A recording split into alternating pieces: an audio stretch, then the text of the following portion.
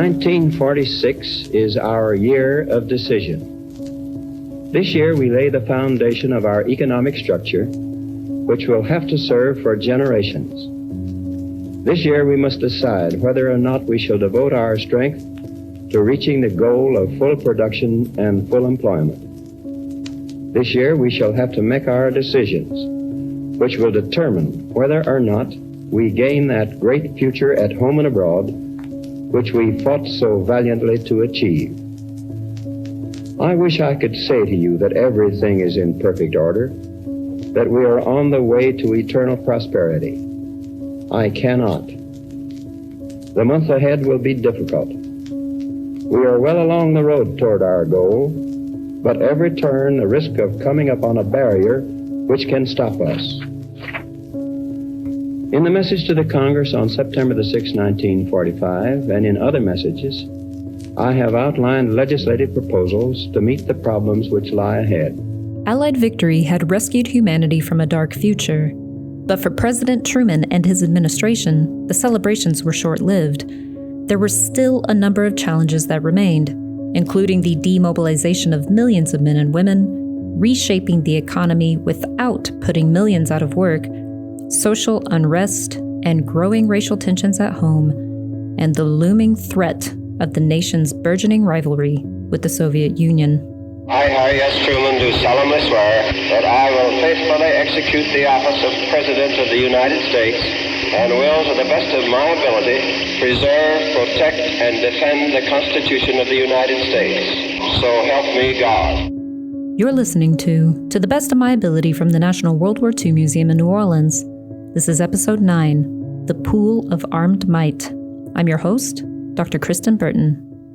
This week, we begin our story with Operation Magic Carpet, as the United States worked to bring home nearly 8 million military personnel who were scattered across every part of the globe.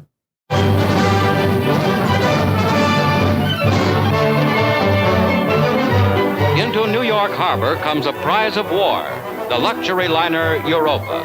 Once the pride of Germany, she is now a United States troop transport ship. And as she arrives at dusk past the New York City skyline, she brings 4,000 jubilant American soldiers back to their homes.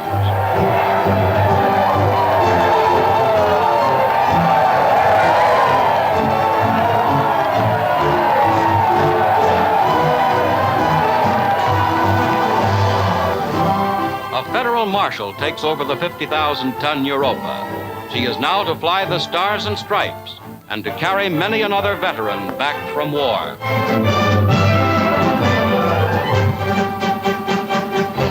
At the end of World War II, the United States faced its first great challenge: how to get home the nearly 8 million military personnel stationed overseas and transition those remaining into an occupation force. It had taken 4 years of war to send them abroad, and now millions of these men and women needed to come home in a matter of months. In the days following VE Day, the U.S. Army began the initial phase of demobilization, all while the war still raged in the Pacific. Some soldiers were to remain in Europe as a part of the occupation. Others were needed to redeploy for the anticipated invasion of Japan. Still, with a significant surplus of personnel, the Army had to identify and discharge millions of people who had been stationed in Europe. Based on a point system calculated by length of service, number of battle stars, and number of children waiting back home, the adjusted service rating score was announced in September of 1944, and within hours of Germany's surrender, troops in Europe were eagerly calculating their scores. Though initially devised with the intent of finding an equitable way to decide reassignments, the point system was rife with misinterpretation, resentment, and proved to be an administrative nightmare. The priority was winning the war in the Pacific, so many soldiers in Europe faced long wait times as resources and efforts were directed to Asia. Morale was declining as month after month, soldiers continued to wait for their turn to go home. Japan's surrender on September 2, 1945 provided a glimmer of hope, and just 4 days later, Fleet Admiral Ernest J. King authorized the use of combat ships to bring Americans home. Through Operation Magic Carpet, the Army began discharging, on average, over 1 million troops per month, and lowered the number of points needed to qualify from 85 to 50. By the end of 1945, more than 4 million Americans had been discharged and returned home. However, it wouldn't be until June 30th, 1947, that demobilization officially came to an end.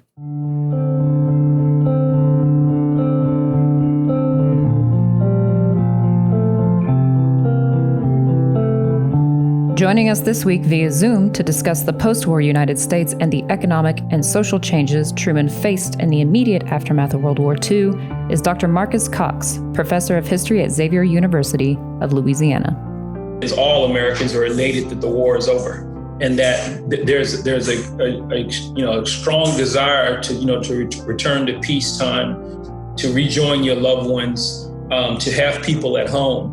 But also I think there is a level of anxiety about what's going to happen next.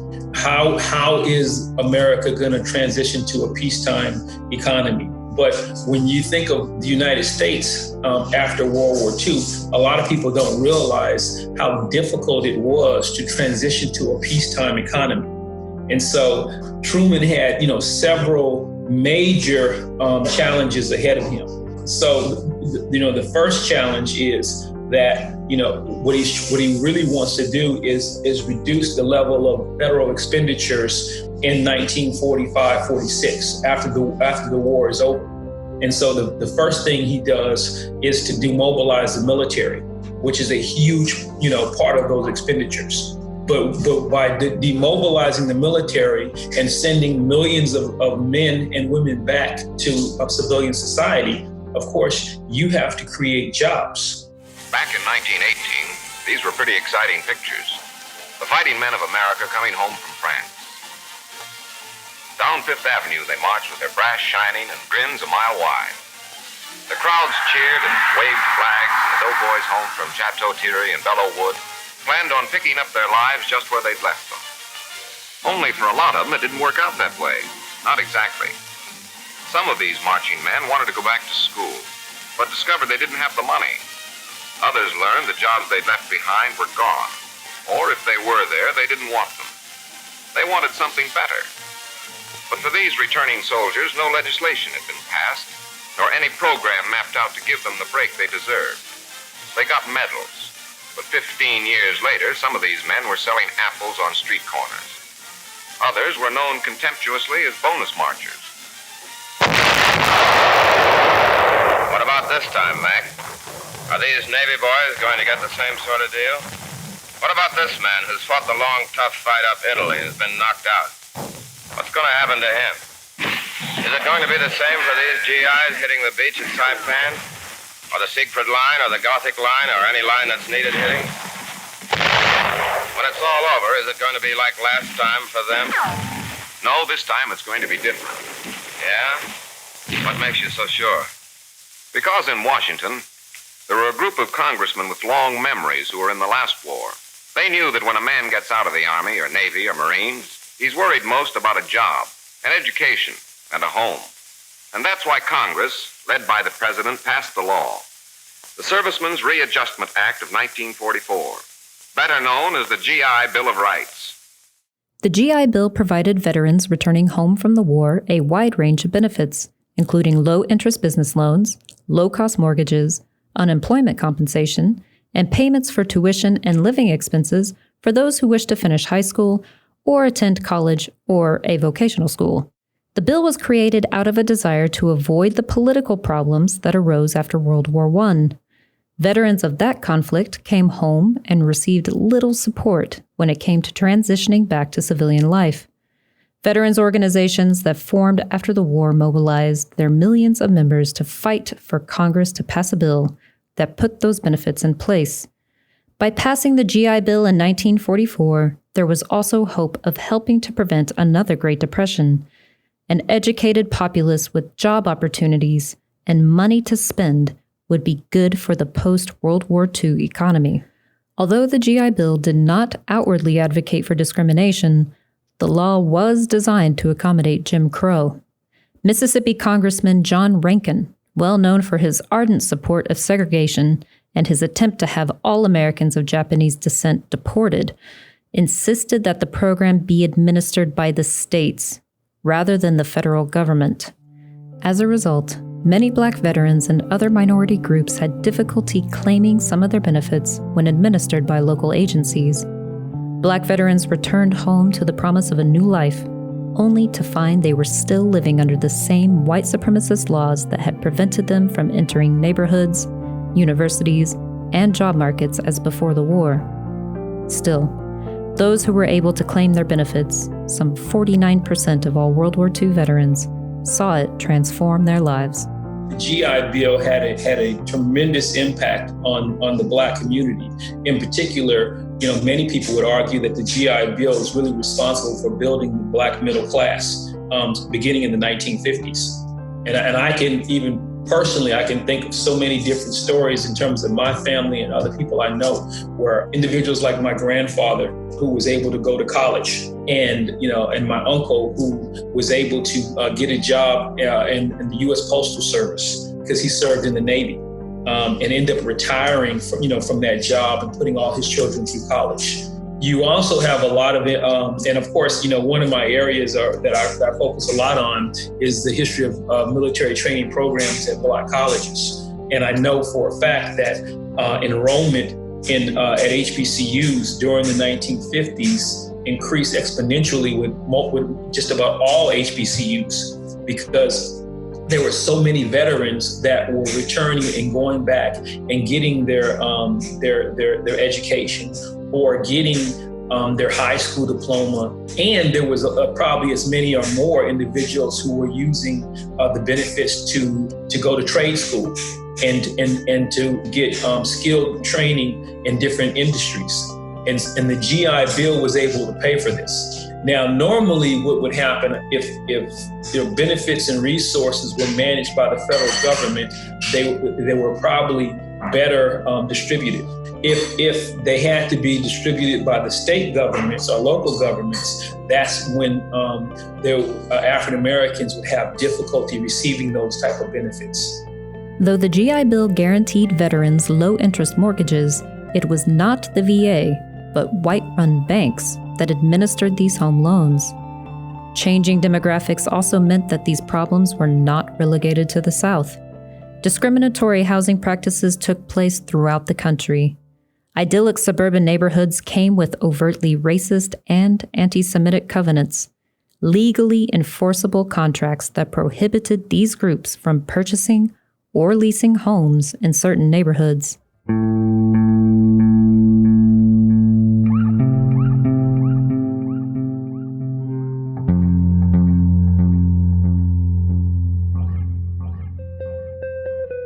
African Americans return from both theaters.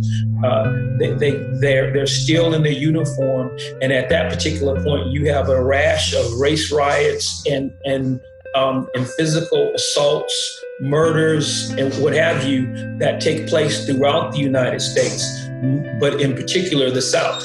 And on the other side, you have Southern Americans who come back home and quickly want to reinstitute white supremacy and their dominance of the political process and also social and economic institutions, throughout the South. In other words, to put African Americans back in their place. This happened after the Civil War. It happened after World War I. It happened after World War II. And I think, a lot of people don't discuss in terms of what happens in the North, because again, you have people who are turning in the North. At this particular point, the North looks very different than it did in 1940, because in 1940, about 77% of African Americans lived in the South. By 1945, approximately 65 to 68% are living in the South, which means that anywhere from 6 to 8% of the African American population has now moved up north and out west. For many of the Black veterans and homefront workers who had just spent years contributing to the fight against the world's most powerful racist, being subjected to bigotry, violence, and a newly empowered Ku Klux Klan spurred them to fight for civil rights at home.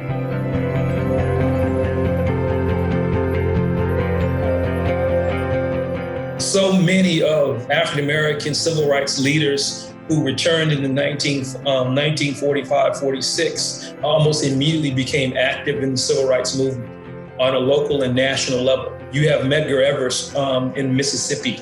You have Hosea Williams, who was involved in organizing the Edmund Pettus crossing of the bridge or the Selma March. You have so many others that I can name. And that's not, that's not very unusual. You see the same thing that happens after the Civil War, where many African-American soldiers who served in Union regiments went back to the South, they went back to their communities, and they became very involved in politics, education, and civil rights activism in terms of, voting rights. You see the exact same thing that happens after World War I. So I guess, again, the military service encouraged those individuals to go back home and demand equal rights and opportunities.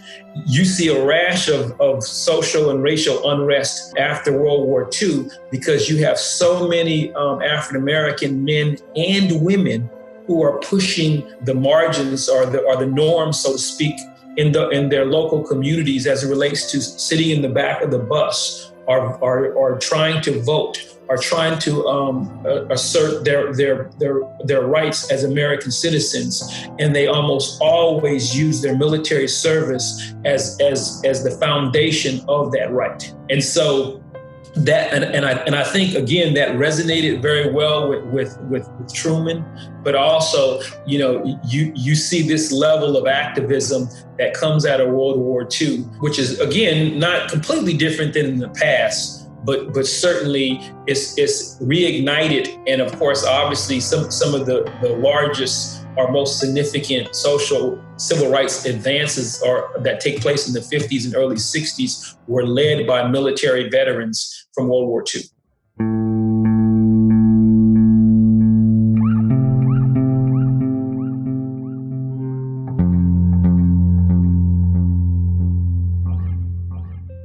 In response to growing protests, as well as multiple high-profile attacks committed by law enforcement against Black veterans, President Truman signed Executive Order 9808, which created the President's Committee on Civil Rights, comprising a 15-member committee that included General Electric CEO Charles Edward Wilson, Union leader James B. Carey, attorney and activist Sadie T. Alexander, and Rabbi Roland Gittleson. The committee was tasked with investigating and making a determination on how law enforcement and federal, state, and local governments could be improved to better safeguard the civil rights of all people.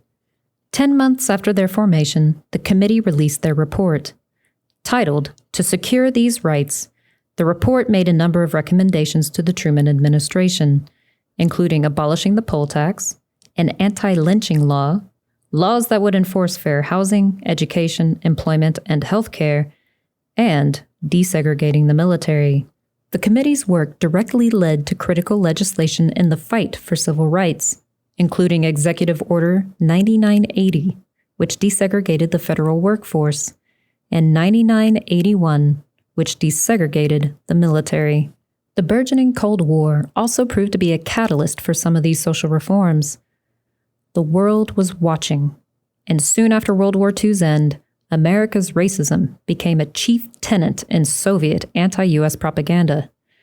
Lynchings were no longer an act of domestic terror hidden within the confines of the nation's borders. They were becoming an embarrassment on the international stage. Truman, the leader who had championed the United Nations and pushed for human rights around the world, could not prevent these crimes in his own backyard. He and his administration had to act. So I think that, right after the war is over, I think a lot of people are looking at the future with a little bit of, like I said, anxiety or questioning what's going to happen next. And I think also on a international front, you have the Cold War that's really starting to heat up at this particular point. I would often tell my students when I was teaching my class on social movements in the Vietnam era, I said in the not as much in the 1940s during the war, but certainly after the Cold War starts. Every time there was a race riot, every time there was an African-American soldier that was murdered or killed for whatever reason, that story would end up in Pravda, the Soviet state newspaper, and it was mass produced and distributed all over the world. And it made it very, very difficult for American diplomats in places like Africa, the Middle East, and Asia to go to those governments and say that they should embrace democracy because we've done it the right way. Oh, but by the way, ignore that story about the African American whose eyes were gouged out, or the African Americans who were murdered for trying to vote.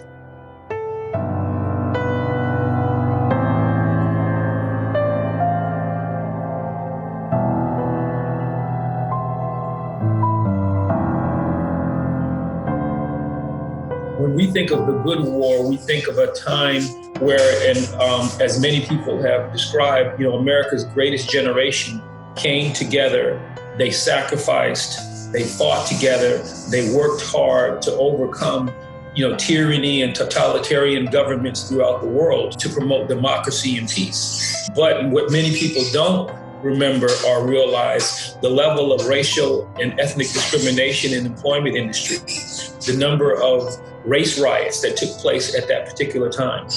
And a lot of the advances that African Americans made politically were really motivated by political expediency and the threat of mass demonstrations and marches that sort of encouraged, those advances. So there's no question that not only African Americans, but many, Americans were able to advance themselves in so many ways during this particular period. But it wasn't based on moral or ethical motivations. It was more or less that it wasn't always good for everyone, put it that way. People struggled to advance in so many ways.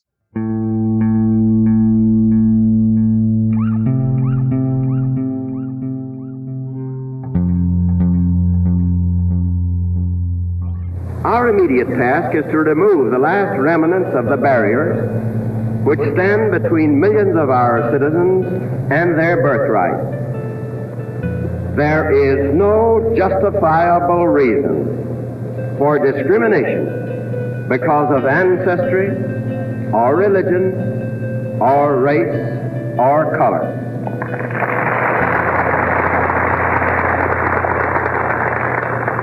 We must not tolerate such limitations on the freedom of any of our people and on their enjoyment of basic rights which every citizen in a truly democratic society must possess. Every man should have the right to a decent home, the right to an education, the right to adequate medical care, the right to a worthwhile job, the right to an equal share in making the public decisions through the ballot, and the right to a fair trial in a fair court.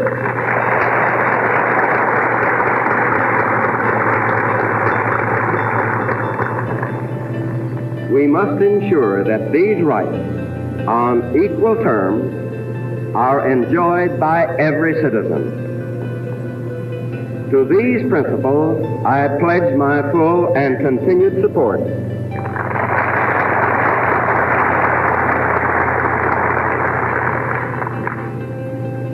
Many of our people still suffer the indignity of insult, the harrowing fear of intimidation, and I regret to say, the threat of physical injury and mob violence. Prejudice and intolerance in which these evils are rooted still exist. The conscience of our nation and the legal machinery which enforces it have not yet secured to each citizen full freedom from fear. We cannot wait another decade or another generation to remedy these evils. We must work as never before to cure them now.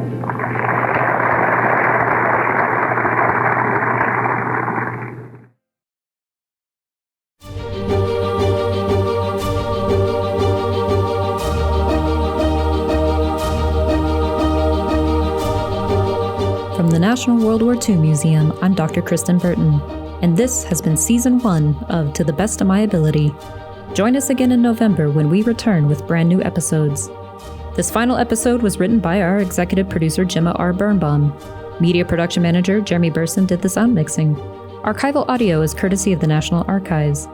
Our thanks to Dr. Rob Citino, Dr. Ed Lingle, Seth Paradin, Richard Frank, and Dr. Marcus Cox for their contributions this season. Special thanks to the Harry S. Truman Library, whose digital resources allowed us to continue production during the COVID-19 pandemic. If you've enjoyed this podcast, please leave us a review. Reviews are important to help others find the series. To the Best of My Ability is part of an ongoing series of programs commemorating the 75th anniversary of the end of World War II, made possible by the Nierenberg family and Bank of America.